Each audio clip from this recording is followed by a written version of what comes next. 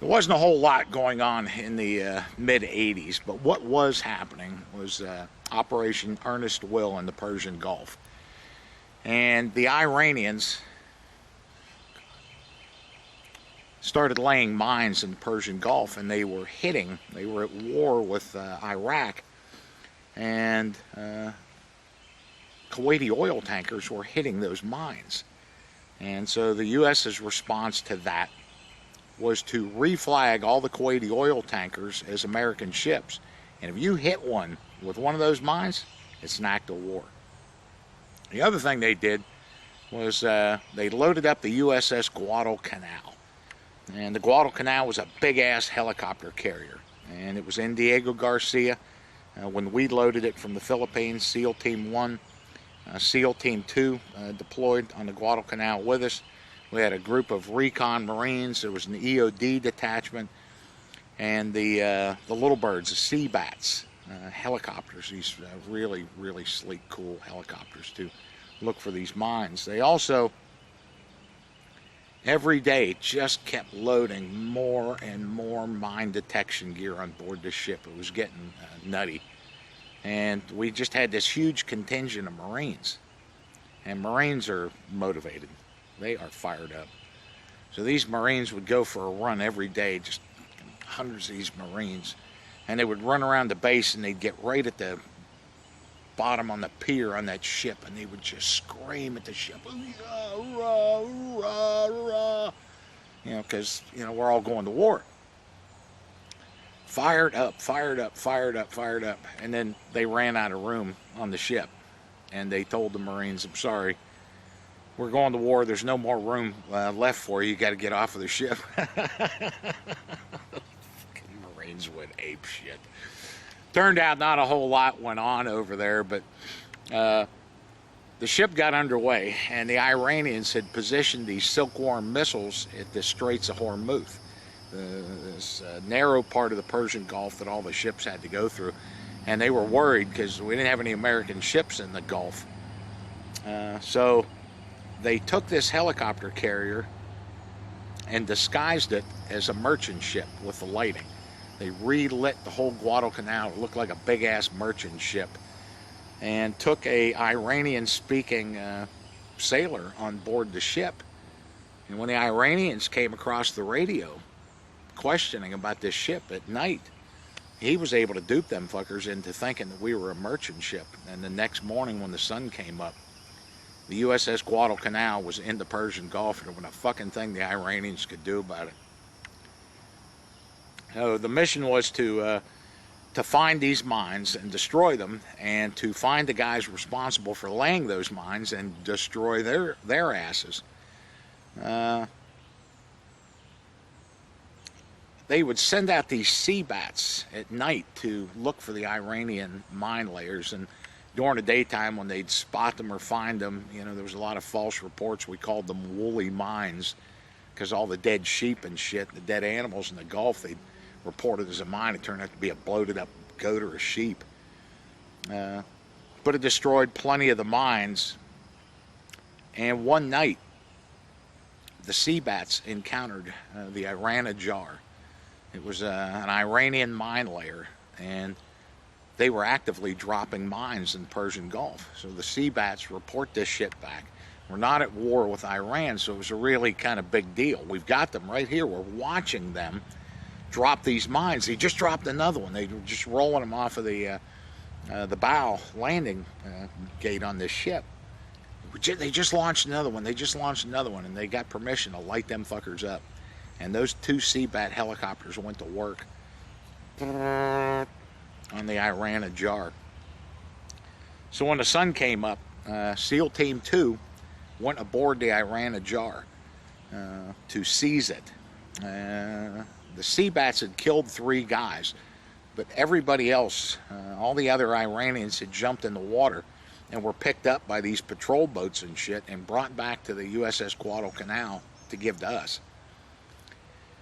And as they were bringing them alongside, and you got to keep in mind, the Iranian Navy is about the size of a fleet of John boats or something. It ain't big. And when they were bringing them over, a lot of them were really badly shot up, and they had been in the water all fucking night long. And just the looks on their faces as they were raising them up the side of the Guadalcanal to bring them on board, they thought they were, and got inside the well deck, the flight area where they kept all the helicopters. Those fuckers thought they were on the Battlestar Galactica. It was just a floating city. They'd never seen anything like it. They were just horrified, the whole thing. And they had it all set up as kind of a triage center. You know, the ship had been a real flurry of activity that night. And they were operating on these guys right in the open, well deck, things like that. And we took the prisoners, the ones that weren't really badly hurt. We had a couple of guys that were shot up, but they gave them all to us. I think there was about 20 of them. And nobody knew what the fuck to do with these guys. You know, we're not at war with Iran. We've got all these prisoners on there. What are we going to do? Well, they gave them to us, and, we treated them like prisoners. We had half our team as weapons guys. This is prisoner handling 101. A guy with a weapon, and us as handlers. And so we had cuffed them up, we had searched them, and one of the guys with a rifle would maneuver around these guys, staying out in case anybody flipping caused any trouble. So we had searched them all down. I was one of the search guys. I was handling the prisoners, them smelly bastards. And we had cuffed them behind their back, flex cuffs, and we set them on the deck of the Guadalcanal, trying to figure out what the hell we're going to do with these guys. And a bunch of them were just regular Iranian sailors, underpaid, just shit sailors on this little Iranian mine-laying boat piece of shit, and they wanted no fucking part of us. None. They were just horrified. They had kissed their wives and shit goodbye, and their mothers the day before, and all of a sudden their boat is all shot to pieces. They're in the water all night long. Now they're on the flipping Guadalcanal, and they don't know what the hell's going on. But a few of them were hardcore Iranian Revolutionary Guard dudes, and they were just burning holes in us. The other guys didn't want to look at us. They'd look away. They were very scared and intimidated. The Revolutionary Guard guys weren't like that. Iranians aren't big fuckers. They're little, just skinny little shit pricks. And they were none too happy to be there or to be with us. We were the enemy. And just fanatics is what they were. And you could tell the difference when you looked at them, the ones that were glaring back at you like they were burning your face in their memory if I ever encounter you again type of shit.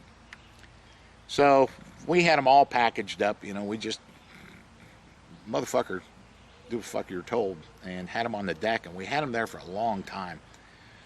And finally the word came down that we were going to transport these guys, package them up, put them on a helicopter, and fly them to the flagship, the USS LaSalle. And they're going to figure out what to do with them. We got a mission to do. We don't have time for these clowns. So they come back and they say, okay, you got to get life jackets on these guys, and a helmet, and load them up on the helicopters, and the LaSalle will take care of them. And they said, oh, by the way, you can't handcuff them in the back. You got to handcuff them in front so that, if the helo goes down, they can activate their life jackets. Okay, so we take them one at a time. Me and a couple other guys are handling them, and a couple of my other buddies are, watching us with the weapons and maneuvering around them.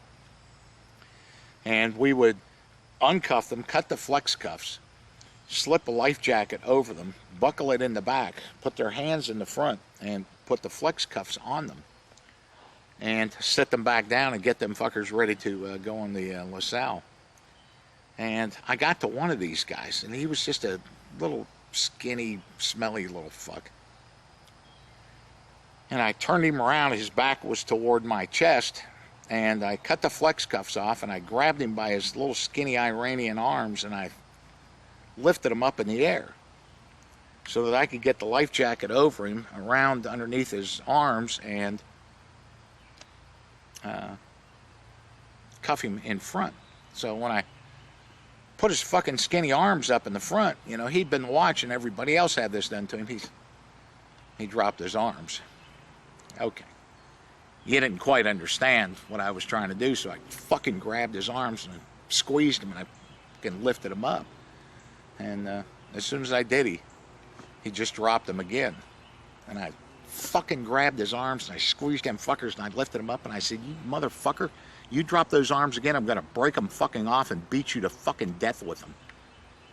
And that little son of a bitch turned right around and looked at me, and in perfect English, he said, you won't do nothing.